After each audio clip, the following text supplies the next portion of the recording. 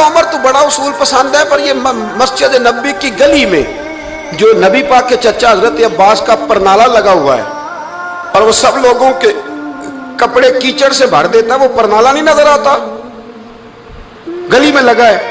اب تو ہمارے پرنالے اور طرح کے ہیں نا، تو جو حرم شریف میں آپ میزاب رحمت ہے وہ دیکھا نا آپ نے، وہ پرانے زمانے میں جو لوہے کے پرنالے ہوتے تھے، تو وہ واقعی پوری گلی جو تھی نا وہ گزر کوئی نہیں سکتا تھا، اتنا اچھا شاور ہوتا ہی کوئی نہیں تھا جتنا وہ ہوتا تھا، وہ بڑا تگڑا قسم کا پرنالہ ہوتا تھا، تو کوئی شے نہیں گزر سکتی تھی بڑی دیر تک۔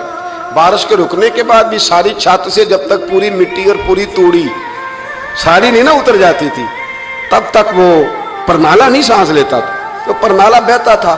اور وہاں سے بڑا مین گلی تھی مسجد کو آنے کی، لوگوں کے کپڑے آلودہ ہو جاتے۔ ایک دن لوگوں نے حضرت عمر سے کہا یہ پرنالہ نہیں نظر آتا، یہ نہیں اصول پسندی؟ تو جناب عمر فاروق رضی اللہ تعالیٰ عنہ فرمانے لگے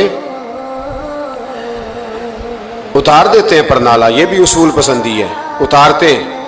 حضرت عمر فاروق نہ گئے، اور شارحین نے لکھا ہے کہ اونٹ کے اوپر بیٹھ کر آپ نے یوں پکڑ کے نا پرنالہ کھینچا، اور جناب عباس کے گھر والوں سے فرمانے لگے 4 کونے ہوتے ہیں گھر کے، چھت کے 4 کونے ہیں، کسی اور میں لگا لو پرنالہ کو، ضروری ہے کہ نمازیوں والی گلی پہ لگایا جائے؟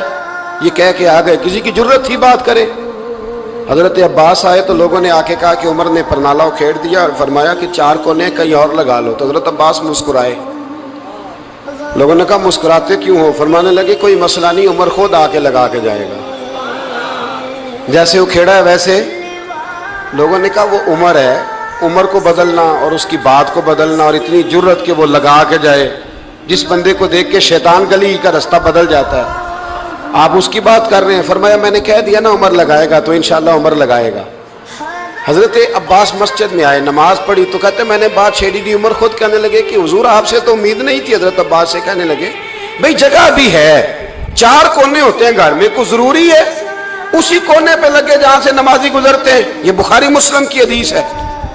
حضرت عباس کہنے لگے عمر 4 کونے ہیں، میرے پاس جگہ بھی ہے پرنالے کی، میں نے بھی کئی دفعہ سوچا تھا وہ کھیڑ دوں، اور میں بھی اسی گلی سے گزرتا ہوں، میرے کپڑوں پہ بھی کیچڑ بڑی دفعہ پڑا ہے، پر مجبوری یہ ہے